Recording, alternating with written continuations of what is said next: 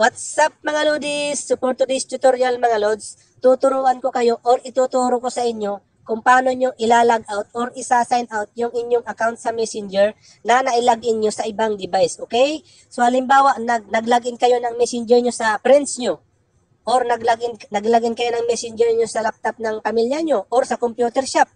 Tapos nakalimutan yung mag-log out, umuwi na kayo sa bahay, gabi na, siyempre, di ba? So tapos yung friends nyo malayo na nakauwi na.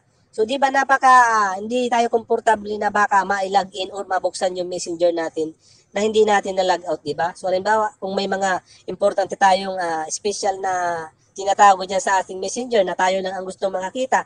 So, paano natin siya isa-sign out nang hindi na natin kailangan pasabihan sila na i-sign out yung messenger natin or hindi natin kailangan pumunta doon para i-sign out yung messenger natin, okay? So, hindi natin kailangan pa magpalit ng password or uninstall ng mga anong apps or saan pumunta. Dito lang sa Messenger mga Lods, kayang-kaya natin yan i-sign out gamit ang Messenger, okay? So, hindi natin kailangan magsabi pa sa kanila.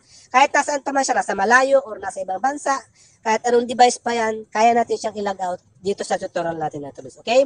So, follow nyo lang to, Lods, at masusundan nyo to. So, bago tayo magsimula, Lods, so make sure na nakasupport ka sa ating channel at huwag mong kalimutang mag-like and subscribe at kahit na rin ng notification bell para updated ka sa ating susunod na tutorials, okay? So, dito sisimulan ko lang sa pinaka-umpisa para malaman nyo kung saan magpupunta.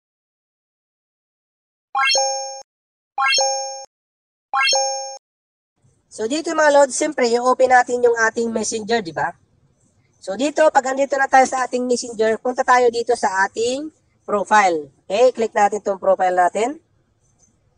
Dito sa ating profile, Lods, hanapin lang natin dito ang privacy and safety. Nasa preference yan, okay? So, minsan, privacy lang ang nakakalabas dito. Hindi kasi pare-parehas yung setting ng ating mga messenger. Depende kasi yan sa location at device, okay? So, basta hanapin nyo lang yung preference. Sa preference, hanapin nyo yung privacy or safety. Tapos dito, pag nahanap nyo na yung privacy or safety, ay click nyo yan, open nyo natin. Tapos dito, Load, sa privacy and safety, hindi rin dito pare-parehas. Minsan, lumalabas na dito yung iba pang mga option, okay? So, dito sa akin, hindi siya lumabas. So, kailangan pupunta pa tayo dito, Load, sa end-to-end encrypted. I-click natin tong end-to-end encrypted chat, okay? So, dito mga Load, sa end-to-end encrypted chat, lalabas itong login alert at logins, okay? Dito tayo pupunta sa login. Click natin tong login. So, dito sa login, Loads, lalabas dito yung mga device at location ng pinagloginan mo ng account mo, okay? So, dito, Loads, sa mga yan, pwede mong i-track yan. Halimbawa, hindi mo kilala kung sino ang naglogin ng messenger mo. Pwede mong i-track yan, Loads, okay?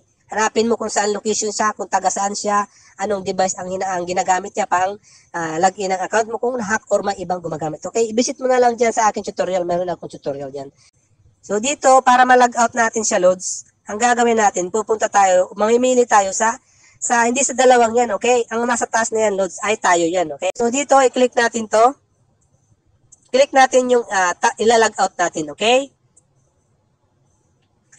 Tapos, ito, lalabas to mga Loads, login info. I-scroll up lang natin. So, dito sa baba, makikita nyo dito, Loads, ang log out, okay? So, makikita nyo rin dito kung kailan nyo to huling binuksan yung messenger nyo, okay? So, halimbawa, binuksan ka bukas niya lang, makikita nyo dito kung ilang minutes na, kung ilang araw, oras, or minuto, okay? So, dito, para ma-log out nyo sa Loads, ang gawin nyo, i-click nyo lang tong log out. Tapos, lalabas yan, log out of messenger A7, okay? Log out nyo lang, click mo lang tong log out. Ngayon, refresh, ayan. So, ayan, Loads, nawala na, di ba? So, yun, na-log out na yung Loads. Hindi mo na kailangan sabihan pa siya na nilog out mo or hindi ka na mag-worry na naka-open pa yun. So, makakatulog na tayo ng mahimbing at di na tayo mag-iisip na baka mabuksan pa yung ating messenger. So, ganun lang mga Loads. So, sana natulungan ko kayo, Loads. So, wag mong kalimutang suportahan ang ating channel. Hanggang sa muli, much love. God bless.